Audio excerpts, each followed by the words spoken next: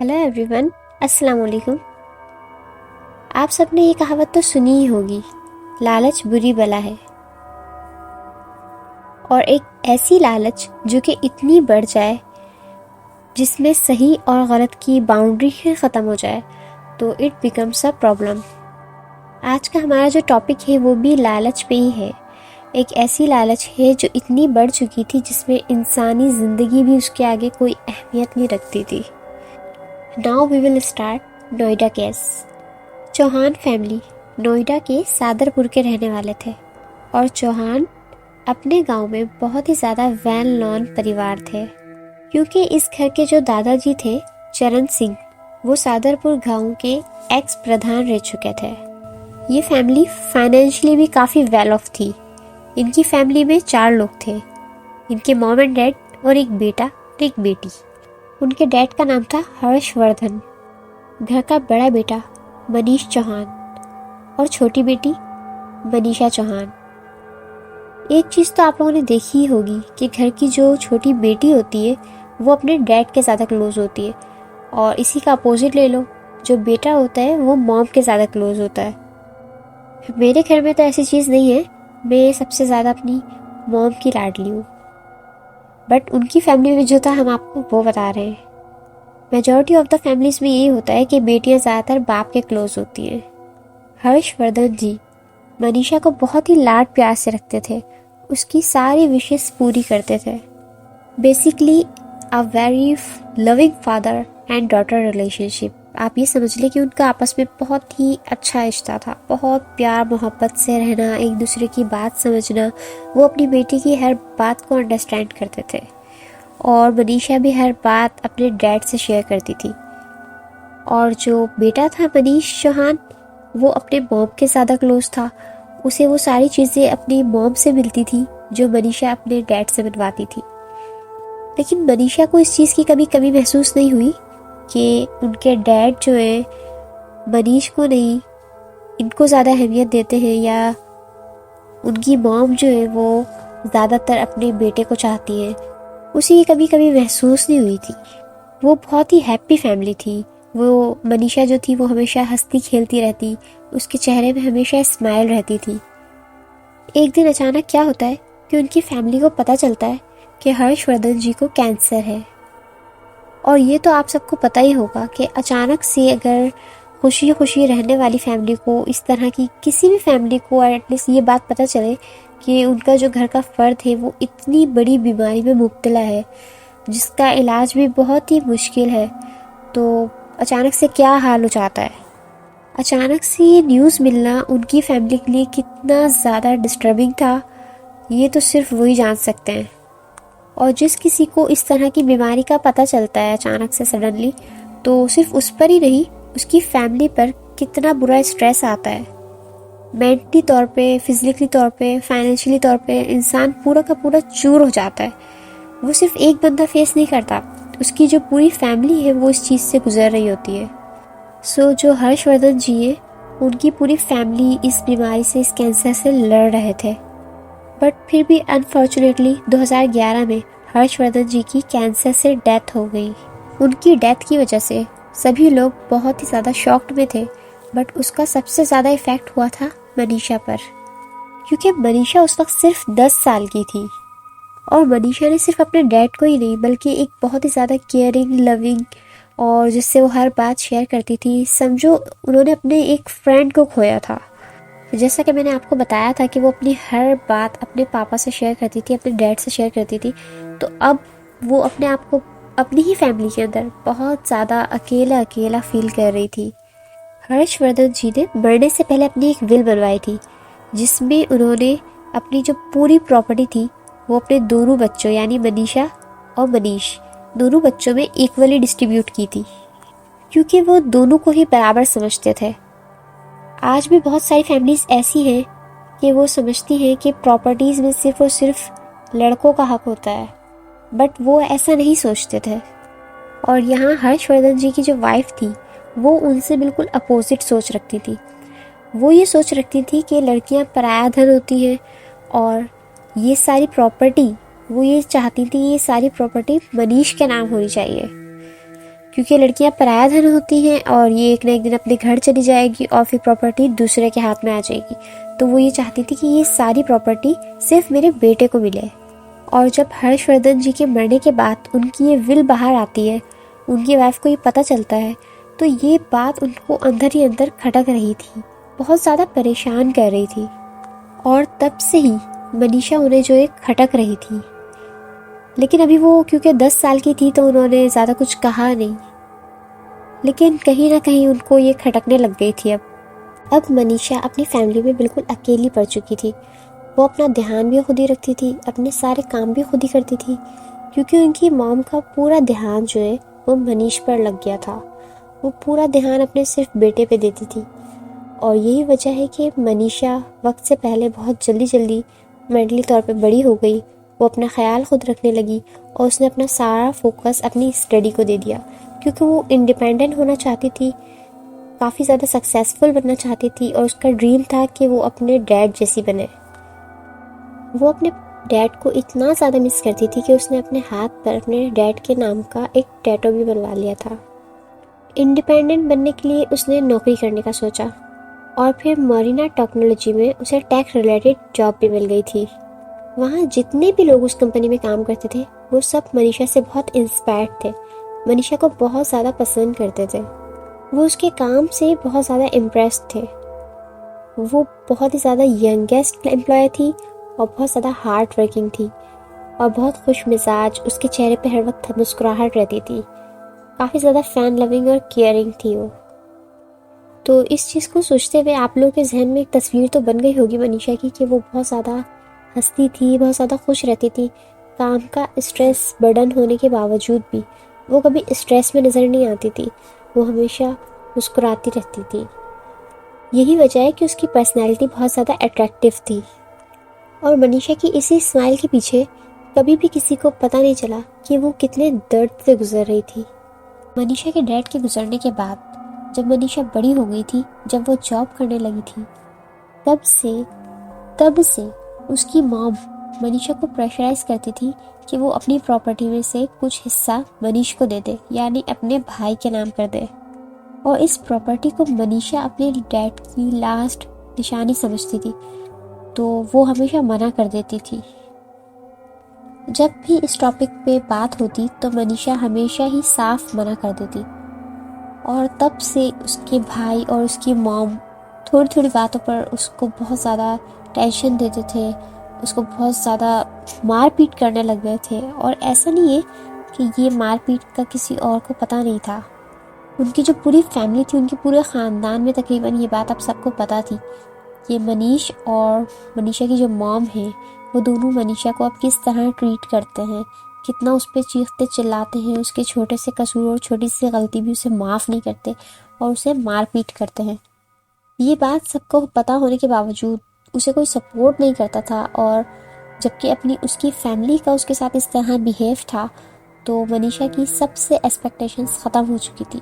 वो अब किसी से कोई भी अच्छे की उम्मीद नहीं रखती थी। प्यार मोहब्बत से बात करना तो बहुत बड़ी बात है। अगर उसकी फैमिली बस उसे तंग ना करे, उसे कॉल ना करे या उससे बात ना करे, उससे नाराज़ भी रहे पर बात ना करे, तो उसके लिए वो बहुत ही सुकून वाला लम्हा होता था।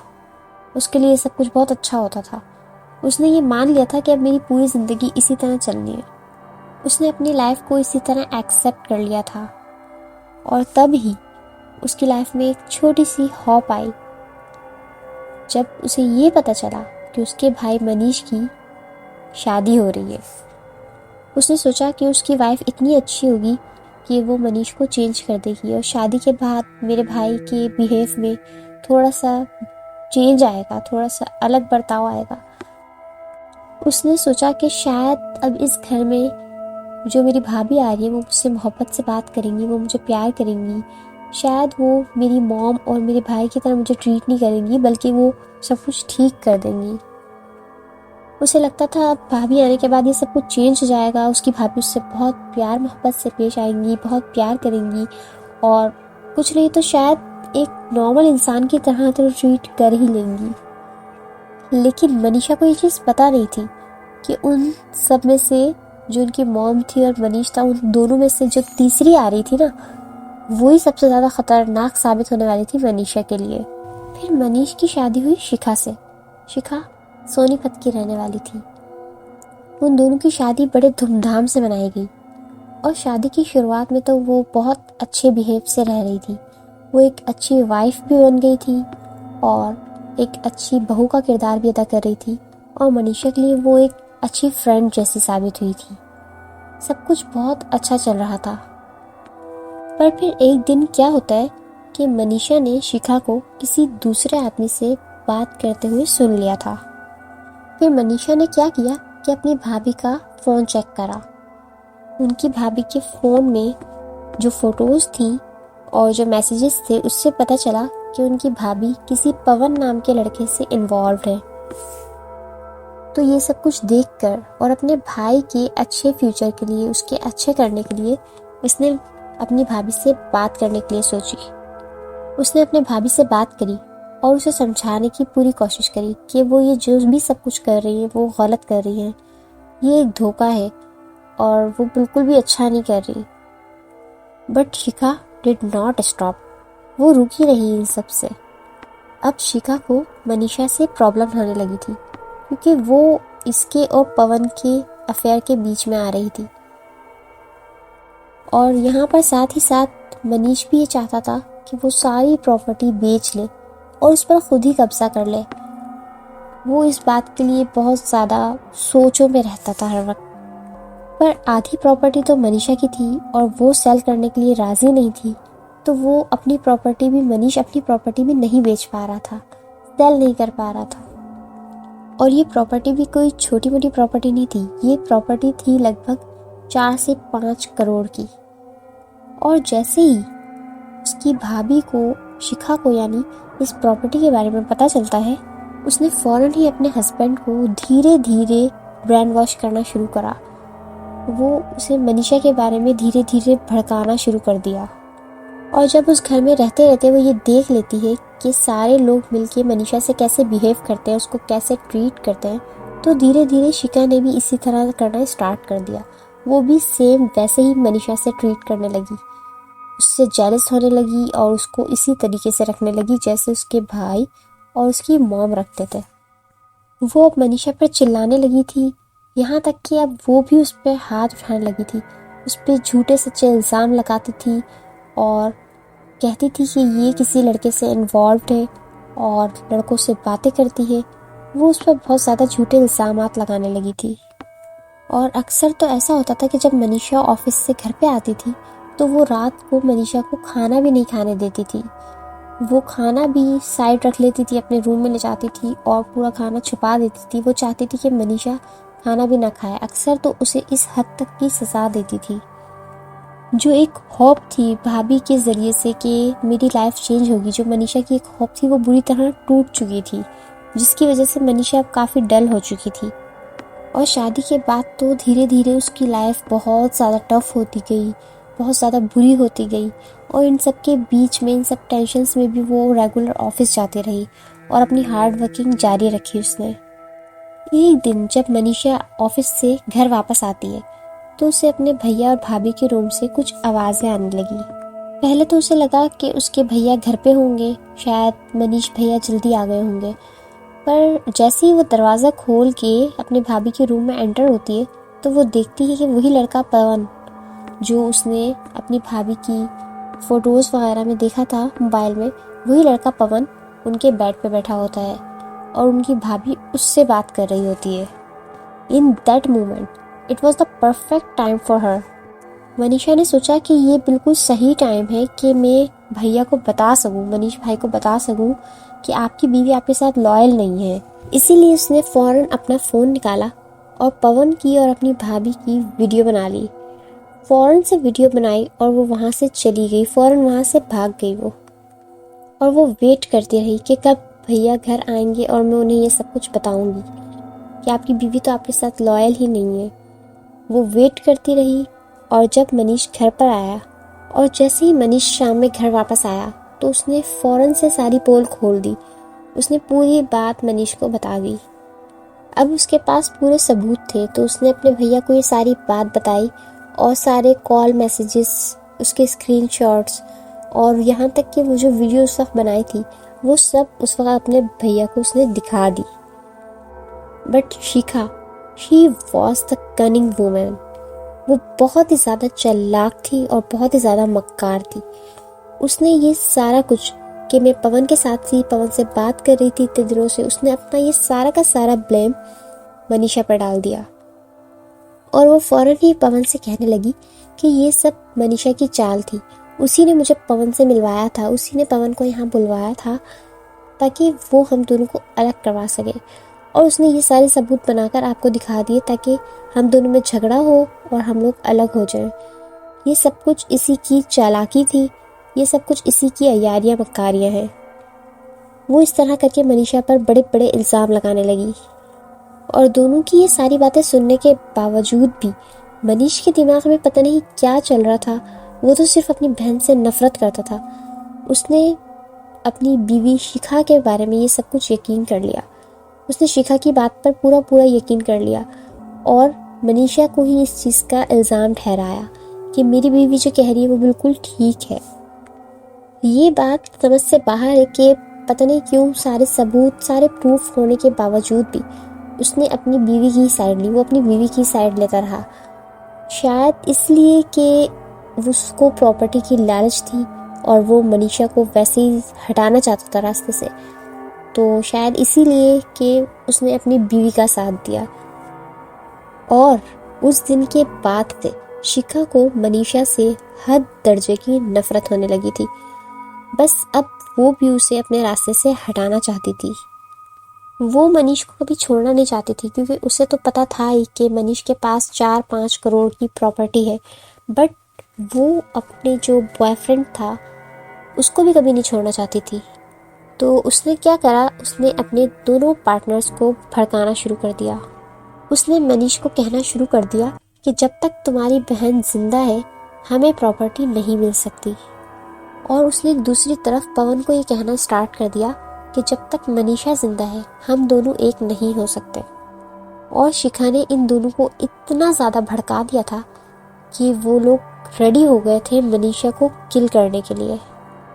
फिर शिखा, मनीष और पवन इन तीनों ने मिलके मनीषा को मारने का एक प्लान बनाया।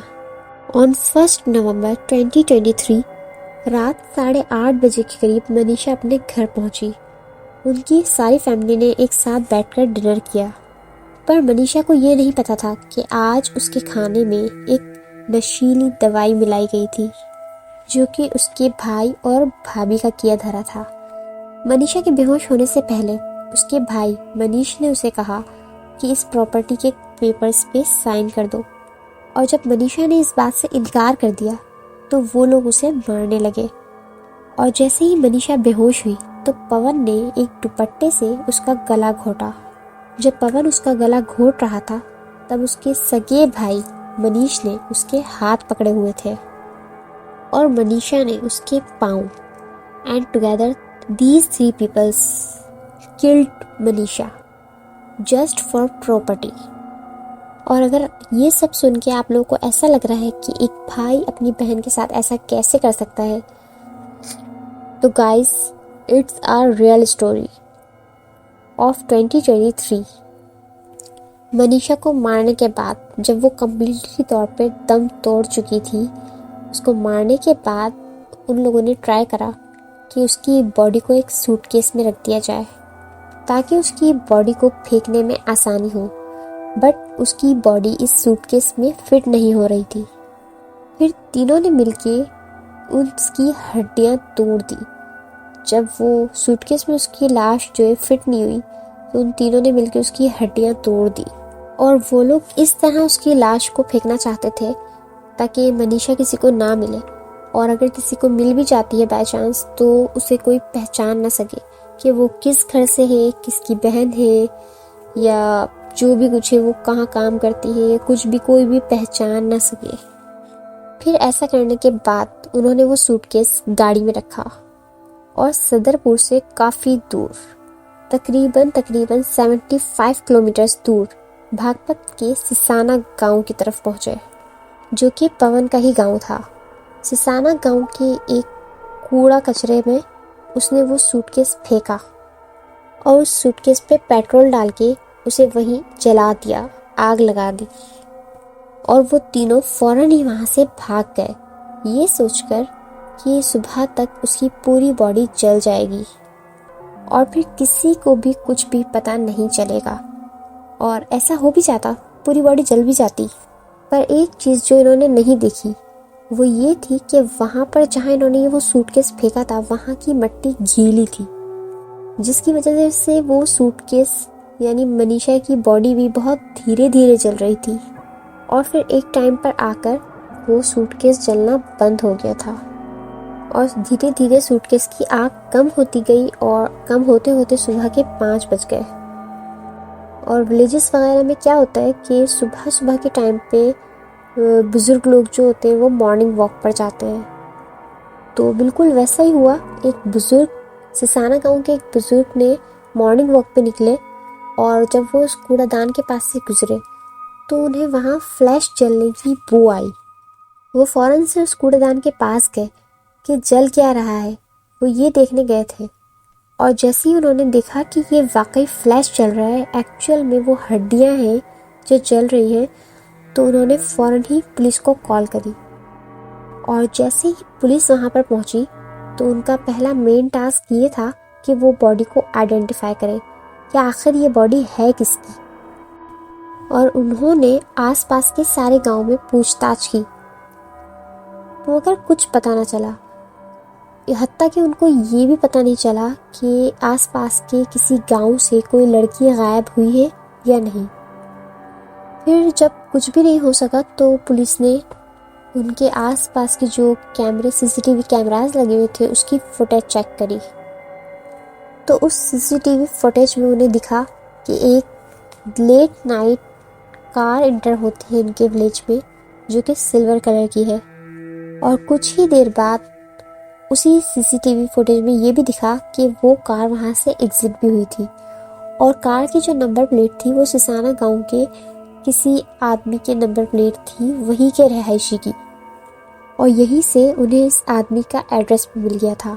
जब पुलिस उसके घर गई और फिर पुलिस ने उनसे पूछताछ करी तो उन्होंने बताया कि ये गाड़ी उसका दोस्त पवन लेके गया था। फाइनली कुछ इशारे मिलना शुरू हुए थे कि उस केस के सुलझने की कुछ छोटी सी उम्मीद जागी थी, बट फाइनली अभी ये सब कुछ पता नहीं चला था। दूसरी तरफ मनीष और शिखा एक नॉर्मल रूटीन पे अपनी लाइफ गुजार रहे थे, एक हैप्पी और एक बहुत ही नॉर्मल लाइफ। वो ये सब कुछ क्राइम कमिट करने के बावजूद भी बिल्कुल एक नॉर्मल अच्छे तरीके से रह रहे थे। और जिस तरह वो नॉर्मल रूटीन पे अपनी लाइफ गुजार रहे थे तो इस हिसाब से तो मनीषा यानी उनकी बहन को भी एक नॉर्मल रूटीन में होना चाहिए था, यानी कि डेली ऑफिस जाना, जो उसकी जॉब थी उस तरीके से वो जिस तरह जी रही थी तो उसको भी उस डेली रूटीन पे होना चाहिए था। बट ऐसा नहीं था।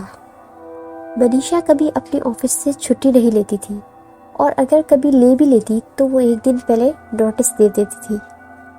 पर उस दिन वो ऑफिस नहीं गई। मनीषा के ऑफिस में एक दोस्त थी जो कि उसके काफ़ी क्लोज थी। मनीषा के ऑफिस में जो वो फ्रेंड थी वो थोड़ा बहुत कुछ जानती थी कि उसके भैया भाभी उसे कैसे ट्रीट करते हैं। मनीषा उसे बताती थी कि मेरी मॉम कैसे उसे ट्रीट करती है और किस तरह उसकी लाइफ में क्या हो पाई और किस तरह वो डल हुई, वो सब कुछ वो उसे थोड़ा बहुत बताती रहती थी। तो मनीषा को ऑफिस ना आना उसे काफ़ी अजीब लगा, but still she was trying to call her. उसके बहुत बार ट्राई करने पर भी जब उसकी कॉल नहीं लगी, उसकी उससे बात नहीं हो पाई, तो उसने हार मानकर मनीषा के कज़न को कॉल की।